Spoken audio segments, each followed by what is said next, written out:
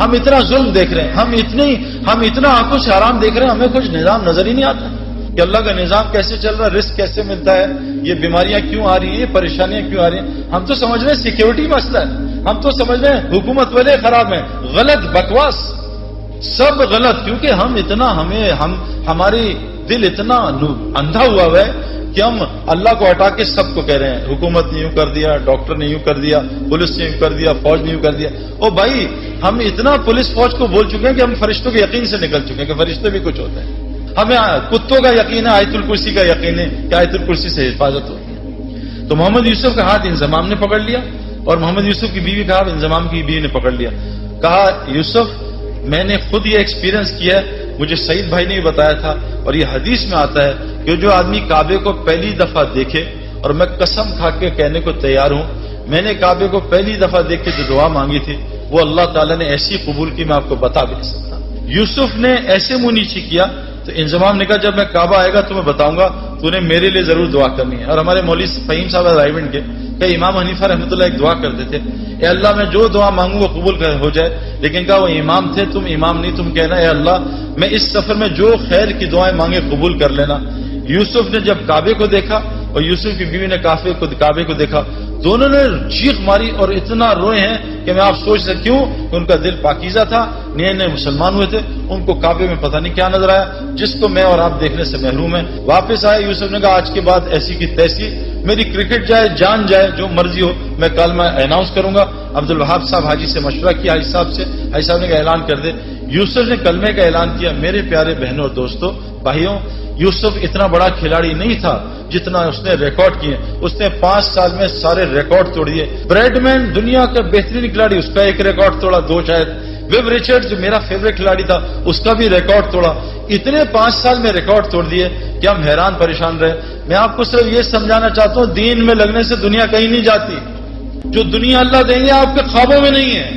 یہ ظالم باطل ہمیں دھوکہ دے رہا ہے.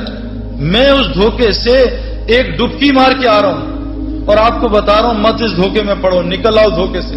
یہ دنیا چند سیکنڈوں کا مزہ ہے. یہ لڑکی پہ نظر پڑی، چند منٹ کا مزہ، اس کے بعد دماغ خراب، دل خراب، پریشانی، اریٹیشن، چند سیکنڈوں کا مزہ ہے. میں نے نیا موبائل لیا، یہ 5 چل رہا ہے نا، آج کل 7 آیا ہوا ہے. میں ان پنگوں میں ساری زندگی گزاری.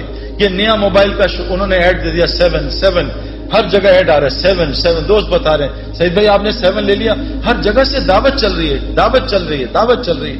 اب نماز میں 7 آ رہا ہے، رکوع میں، سجدے میں 7 آ رہا ہے. جس دن میرے ہاتھ میں 7 آیا اور میں نے 7 2 دن استعمال کیا، میں کہا نہیں یار اب 8 کا انتظار کرو. یہ دنیا یقین کریں جتنے مرضی پیٹو ہوں، ماشاءاللہ لاہور میں تو کھانا ٹھیک ٹھاک کھایا جاتا ہے، جتنے مرضی پیٹو ہوں، افطاری آئے اور افطاری سے پہلے دب یا پکوڑے ساری کھا جاؤں گا، سموسے بھی کھا جاؤں گا، جلیبی بھی کھا جاؤں گا، بس میں کھاؤں گا اور پانی پورا گھڑا پی لوں گا. جہاں 2 پکوڑے گئے، سموسے گئے، بھوک بھی ختم، مزہ بھی ختم. یہ دنیا جیسے ایک پلیٹ کھائی بریانی کی، مزہ آیا، پھر دوسری لی تو مزہ کم ہوا، تیسری بالکل، چوتھی پہ کہا یار مجھے الٹی آ جائے گی، بس کرو. اللہ کی قسم دنیا اس سے زیادہ کچھ بھی نہیں. آج ہم سب دنیا سے آخرت دنیا بنانا چاہ رہے ہیں، نہیں بنے گی اگر ہم آخرت کی محنت میں لگ گئے. اگلی مثال یہ انضمام الحق پاکستان کرکٹ ٹیم سے نکال دیا گیا، مجھے کپتان بنایا. ان کا سب کو سلیکٹ کرنا، انضمام کو سلیکٹ نہ کرنا. میں نے انضمام الحق کو، ہمارے ایک دوست ہیں پہلے ٹی وی کے فلموں کے اداکار تھے نعیم بٹ صاحب، میں نے ان سے کہا کہ انضمام ابھی بہت غصے میں ہے اور یہ بیچارہ ایک امتحان میں ہے، اس کا اب یہ لوگوں کو رگڑا نہ دے دے. آپ اس کو، حالانکہ انضمام کو غصہ نہیں آتا لیکن آتا تو بہت آتا ہے. میں کہ انضمام کو لے کے آپ اس طرح کرو کہ آپ چلے جاؤ اللہ کے راستے میں. انضمام نے 10 دن لگائے، سارا غصہ نیچے آیا اور 10 دن لگانے کے بعد اللہ کے راستے میں 10 دن لگانے کے بعد اس کو اللہ نے واپس کپتانی دی اور 5 سال میں پاکستان کے ٹاپ کیپٹنز میں شمار ہونے لگا. پہلے اننگز میں جا کے 326 کیے. میرے پیاروں میں یہ نہیں بتا رہا یہ کوئی کرائٹیریا نہیں ہے، لیکن جس وجہ سے میں اور آپ ڈرتے ہیں نا میری دنیا جائے گی، واللہ ہماری دنیا وہ بنے گی جو ہم سوچ بھی نہیں سکتے. حاشی معاملہ. چلو میں تو بڑھاپے میں دین میں آیا نا، میں تو 37 بڑھاپا یہ کرکٹ کا، وہاں مجھے دین کی شکل 35 میں آ کے لوگوں نے بات کی، 37 کی ایج میں نے اللہ کے راستے میں وقت لگایا. میں 35 کرکٹ کا بڑھاپا ہے، سپورٹس کا بڑھاپا ہے. حاشی معاملہ ایک ٹین ایجر اس کو ساؤتھ افریقنس نے کہا ہم تمہیں کرکٹ کھلائیں گے, تمہیں اتنے $1 ملین رینٹ دیں گے, تمہیں یہ دیں گے, تمہاری یہ لائف ہوگی, تم نے بس ایک شراب کا اسٹیکر لگانا ہے. اس نے کہا لعنت بھیجتا ہوں کرکٹ پہ, میں اللہ رسول کا حکم نہیں توڑ سکتا.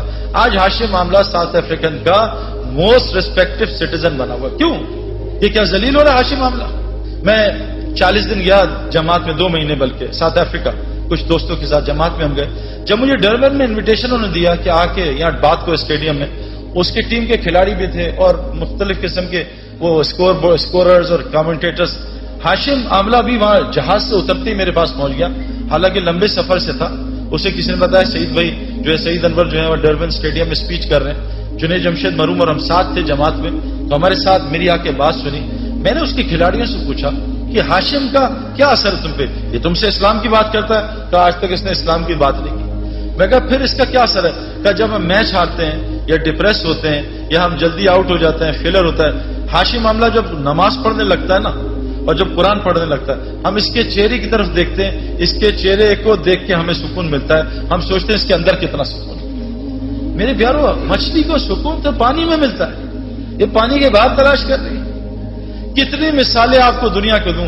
میں نے ان آنکھوں سے میں آپ کو کیا بتاؤں کہ جو لوگ تبلیغ کا, دعوت کا صحیح کام کر رہے ہیں, میں نے امریکہ گیا ہوں, میں پوری دنیا پھرا ہوں. اللہ تعالیٰ دنیا میں ان کو, کیوں کہ اللہ نے قرآن میں فرمایا ہے جس کا مفہوم ہے کہ جو بھی نیک عمل کرے گا, چاہے عورتیں ہوں یا مرد ہوں, اللہ قرآن میں کہہ رہے ہیں جو بھی نیک عمل کرے گا, عورت ہو مرد ہو, شرط مومن ہو. اللہ کہہ رہے ہیں لام اور نون قرآن میں جہاں آتا ہے اس کا مطلب ہے اوبلیگیٹری ہو جاتا ہے, اس میں کوئی ڈاؤٹ نہیں ہے. اللہ کہہ رہے ہیں لام اور نون ملا کے کہہ رہے ہیں کہ میں ضرور بالضرور 200% میں اس کو حیات طیبہ کہتے ہیں جنت فردوس کی زندگی کے ایپیٹائزر کو, میں اس کو دنیا میں بسر کرواؤں گا. جنت کی زندگی یہاں بسر کرواؤں گا. آج مسلمانوں کی زندگی جو ہے وہ جنت کے نہیں ہے میرے پیاروں. کیوں کہ آج مسلمانوں میں کیا ہے؟ دیکھو, جنت کی زندگی کے علامات ہیں, جہنم کی زندگی کے علامات ہیں. جب سردیوں کے ریکارڈ ٹوٹنے شروع ہو جائیں, علامت ہے کہ ٹھنڈی جہنم سانس لے رہی ہے کہ ان کو میرے پاس بھیجو. جب گرمیوں کے یہ جو الگ الگ چیزیں آ رہی ہیں نا, وہ اپنی جگہ, میں آپ کو قرآن اور حدیث کی باتیں سنا رہا ہوں. جب گرمیوں کے ریکارڈ ٹوٹنے لگیں, سمجھ لو جہنم جو گرم ہے وہ سانس لے رہی ہے, جہنمیوں کو اپنی طرف بلا رہی ہے. آج پوری دنیا میرے پیاروں یہ اس کا شکار ہے. جنت کی زندگی کیا ہے؟ الا قیلا سلاما سلاما, الا قیلا سلاما سلاما. ہمارے اندر سے سلام ہی ختم ہو گیا. جہاں سلام ہو, یہ جنت کا ماحول ہے. جہاں گالم گلوچ, غیبت, جھوٹ, بد نظری, یہ جہنم کا ماحول ہے. جہاں تو میں لڑائیاں, جہنم میں یہی ہوگا. تو نے مروا دیا, تیری وجہ سے ہوا, تیری وجہ سے میں فیل ہو گیا, تیری وجہ سے کاروبار میں نقصان ہو گیا. یہ جہنم کی علامات ہیں. جیلوں کا بڑھ جانا, ہسپتالوں کا بڑھ جانا, کورٹ کچہریوں کا بڑھ جانا, مسلمانوں کا آپس میں لڑنا, میرے پیارو یہ علامت جنت کی نہیں ہے. یہ جو تبلیغ کی محنت ہو رہی ہے نا, یہ اس لیے محنت ہو رہی ہے کہ ہم ایسی وہ محنت کر لیں جو حضرت محمد صلی اللہ علیہ وسلم نے صحابہ پہ کی. اللہ نے 35 سال کی صحابہ پہ محنت پہ ان کو وہ دنیا دی کہ 70% دنیا ان کے قدموں میں آ گئی تھی. مدینے میں ایک آدمی زکات لینے والا نہیں تھا.